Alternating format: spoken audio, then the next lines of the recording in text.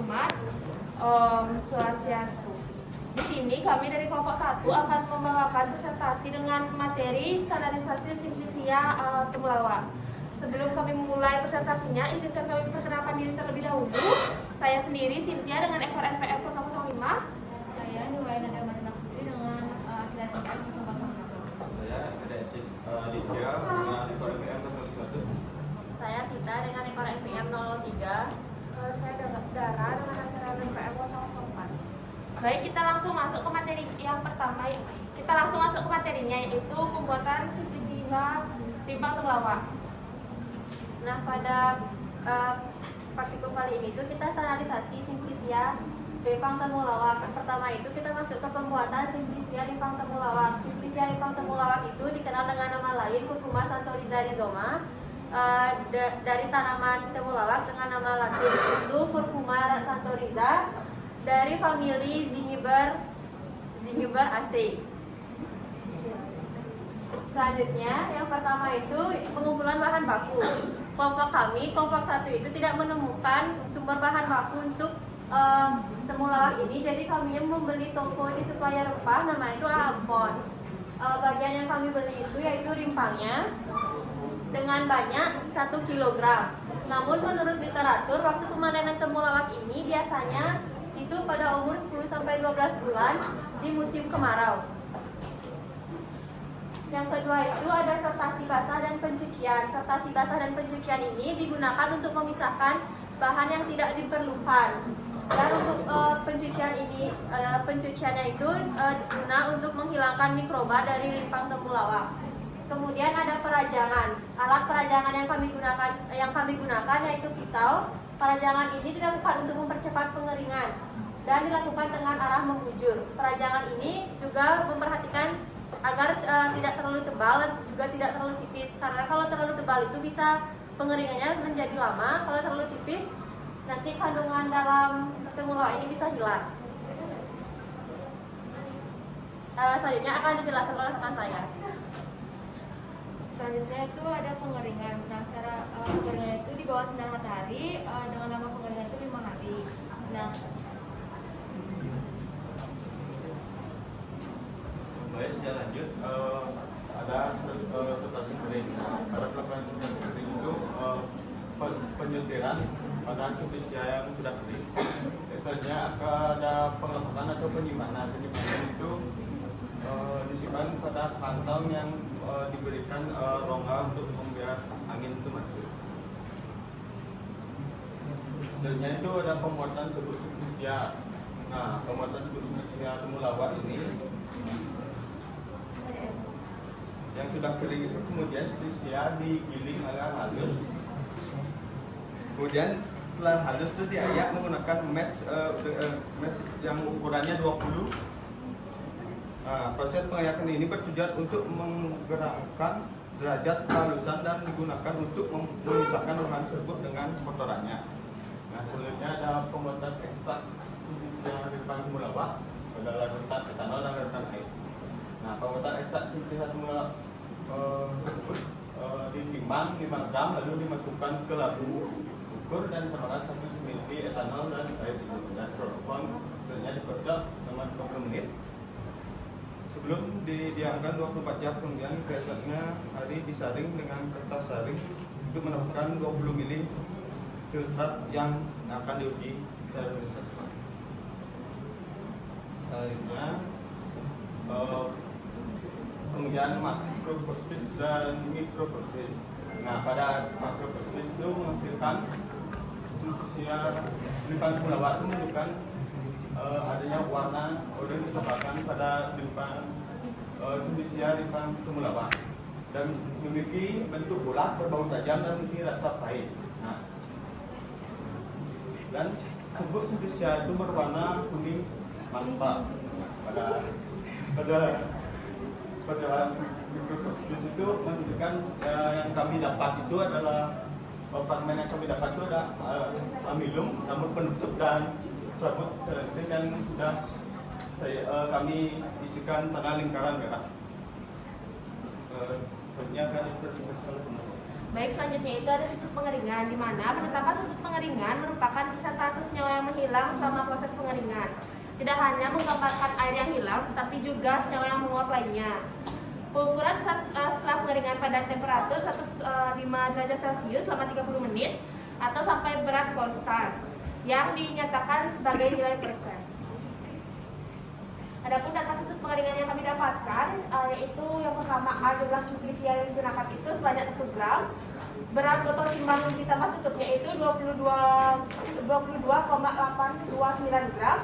Berat sebelum pemanasan botol timbang ditambah tutup ditambah simplisianya 23,821 gram. Alat pemanasannya itu ada oven dengan suhunya 105 derajat Celcius dengan lama pemanasan selama 30 menit.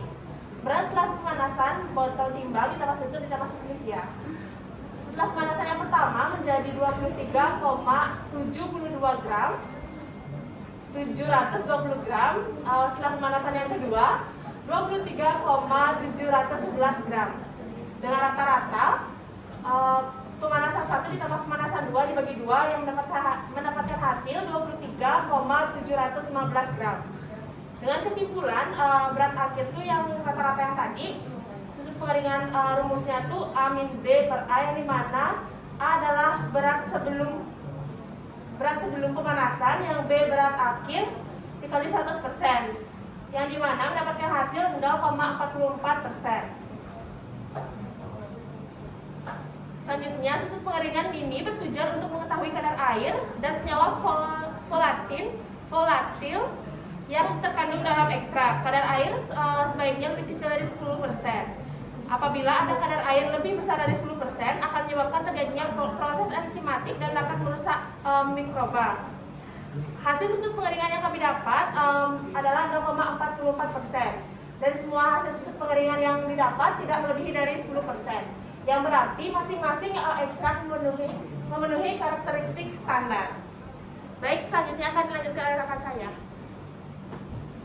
Baik, selanjutnya yaitu kadar abu yang ada perhitungannya. Itu yang pertama itu ada jumlah simplisia yang digunakan itu 1 gram. Kemudian berat cawan terus itu 16,708 gram.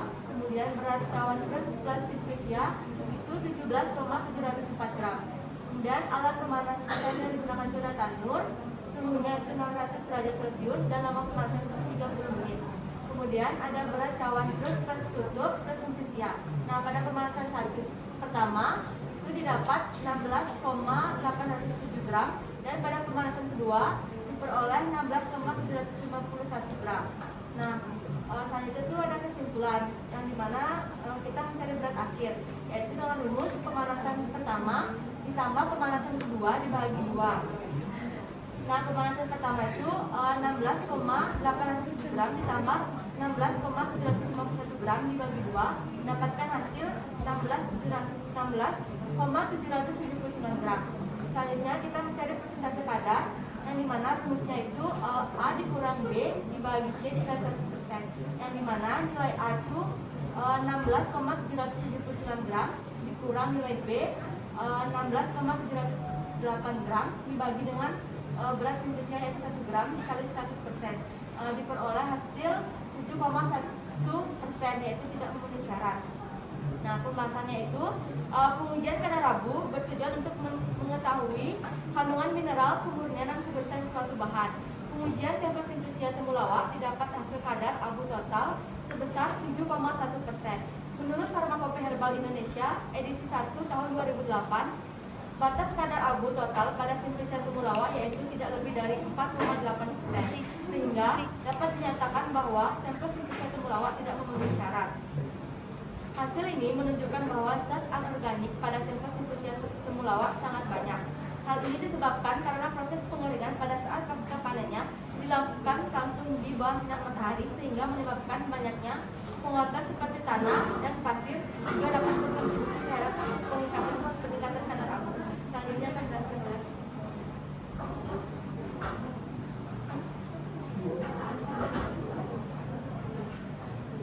Baik, di sini saya akan menjelaskan mengenai perhitungan kadar salin larut air tentang temulawak. Jadi yang pertama itu kita tuh harus mengetahui jumlah simplisia yang digunakan. Itu 5 gram, habis itu berat cawan porsemen yang kosong itu 43,857 gram. Lalu berat cawan porselen yang sudah diisi simplisia itu 62,530 gram. Lalu alat pemanasnya kita menggunakan oven dengan suhu pemanasan 150 derajat Celcius dengan lama pemanasan 30 menit. Lalu kita mencari berat cawan porselen plus simplisia dengan pemanasan 2 kali, di mana pemanasan yang pertama mendapatkan hasil 44,033 gram dan pemanasan kedua 44,027 gram. Kesimpulannya, berat akhirnya itu kita menggunakan rumus pemanasan 1 ditambah pemanasan 2 dibagi 2 itu mendapatkan hasil 44,03 gram. Lalu kita mencari bobot cawan isi dikurang bobot cawan kosong. Mengapa kita mencari bobot cawan kosong? Karena di akhir itu kita cuma masukin berat sari air tanpa cawannya aja. Jadi kita pisahin dulu, itu mendapatkan hasil 0,173 gram. Lalu kita masukkan ke rumus kadar sari larut air, di mana kita mendapatkan hasil 17,3% yang berarti itu memenuhi menurut Farmakope Herbal Indonesia edisi 2. Selanjutnya akan dijelaskan oleh Kak saya.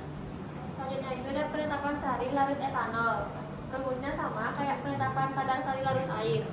Yang pertama itu jumlah simplisia yang digunakan itu 5 gram. Berat cawan porselen kosong itu penimbangannya 47,246 gram.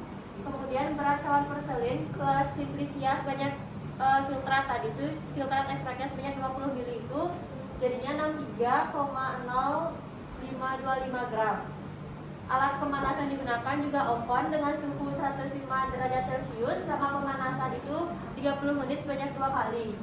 Nah, berat cawan porselen tanpa simplisia setelah pemanasan yang pertama itu beratnya 47,305 gram, yang kedua itu 47,294 gram. Kesimpulannya, berat akhir itu pemanasan 1 ditambah pemanasan 2 dibagi 2 sehingga diperoleh berat akhir itu sebanyak 47,299 gram. Untuk dalam rumus kadar sari larut etanol itu kita hanya perlu berat sari etanol saja, sehingga bobot cawan isi ekstrak dari larut etanol tadi dikurangi bobot cawan kosong sehingga diperoleh hasil 0,053 gram. Kemudian yang terakhir itu mencari kadar sari larut etanol dengan rumus berat sari etanol dibagi berat serbuk simplisia dikali 100 dibagi 20 dikali 100%, di mana hasil akhirnya memperoleh persen kadar sari etanol itu 5,3%, di mana sesuai Farmakope Herbal Indonesia edisi 2 itu kadar sari larut etanol itu tidak kurang dari 3,6%, sehingga hasil 5,3% ini memenuhi syarat Farmakope Herbal Indonesia edisi 2. Pembahasan akan dijelaskan saya. Selanjutnya, saya akan membaca pembahasan kadar sari larut air dan etanol. Kemudian kadar sari larut air bertujuan untuk mengetahui jumlah senyawa yang dapat tersaring dengan air dari suatu simplisia. Kemudian kadar sari larut etanol bertujuan untuk mengetahui jumlah senyawa yang dapat tersaring dengan etanol dari suatu simplisia. Kadar sari larut air maupun kadar sari larut etanol menunjukkan kandungan senyawa simplisia yang berada di dalam simplisia ataupun ekstrak yang diduga berperan dalam menentukan efek tertentu tergantung senyawa yang dikandung. Dalam standarisasi kadar sari larut air dan kadar sari larut etanol, kami mendapatkan hasil yang sudah sesuai dan memenuhi standar FHI jilid 2. Kadar sari larut air yaitu tidak kurang dari 9,1% dan hasil kami yaitu sebesar 17,3%. Untuk kadar sari larut etanol sesuai FHI jilid 2 yaitu tidak kurang dari 3,6% dan hasil yang kami dapatkan sebanyak 5,3%. Terpenuhinya standarisasi ini membuktikan jika simplisia yang kami uji sudah masuk ke dalam kategori baik dari segi kualitas dan manfaat di dalamnya yang masih terjaga sehingga standarisasinya memenuhi standar Farmakope Herbal Indonesia. Baik, sekian presentasi dari kelompok kami. Kami akan membuka sesi tanya jawab untuk kelompok 5, 6, 7, dan 8. Untuk penanya kami persilahkan.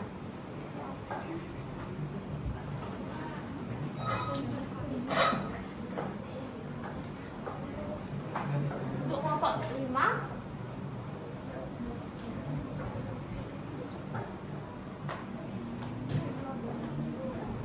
silakan ya Indah. Mati yang mah.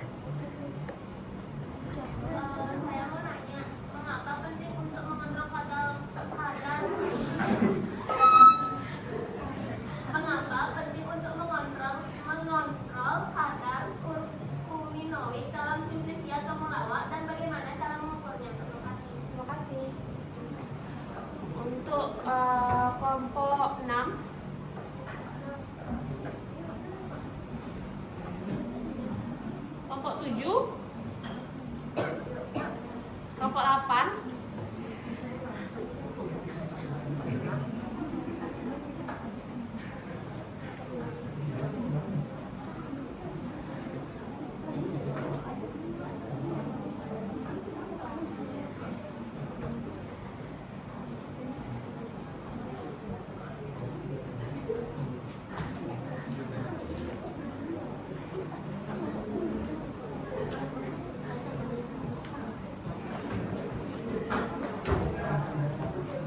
Kelompok 6.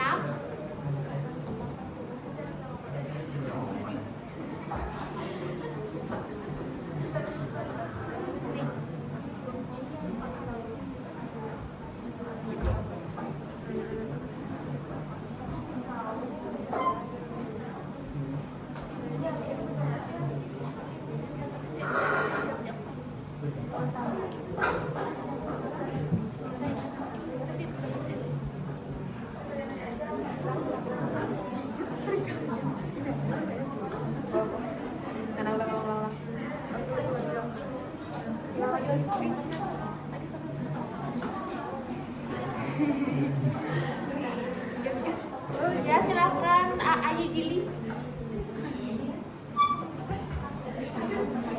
Menurut kalian apa saja faktor yang mempengaruhi kadar sari larut dalam ekstraksi etanol? Oke, terima kasih Jili. Selanjutnya, silakan Bagus. Penanganan fenomena nomor 7 kita menetapkan kadar abunya. Bagaimana bisa penetapan kadar abu itu bisa memurnikan suatu simplifian. Oke, terima kasih Bagus. Selanjutnya,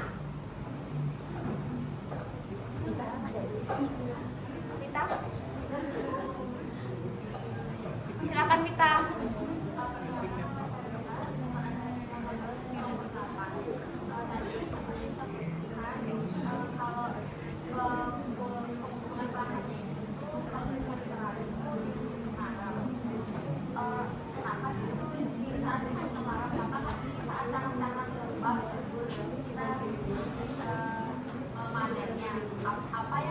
Apa yang mempengaruhi kondisi dari tanah dan tanaman tersebut ke senyawa atau alkohol dari.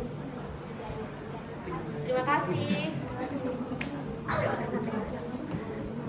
Baik, dapat disimpulkan bahwa proses pembuatan simplisia rimpang temulawak terdiri dari berbagai tahap, mulai dari pengumpulan bahan baku hingga proses pengepakan dengan tujuan mempertahankan kualitas simplisia. Berdasarkan uji standarisasi, kadar sari larut air dan etanol telah sesuai dengan standar Farmakope Herbal Indonesia. Namun, kadar abu total melebihi batas yang ditetapkan yang kemungkinan disebabkan oleh kontaminasi selama proses pengeringan.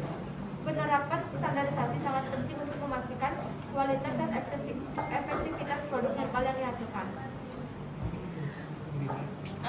Baik, sekian presentasi dari kelompok 1. Karena tadi kami buka dengan pengandalis, sekarang kami tutup dengan Rama Santi.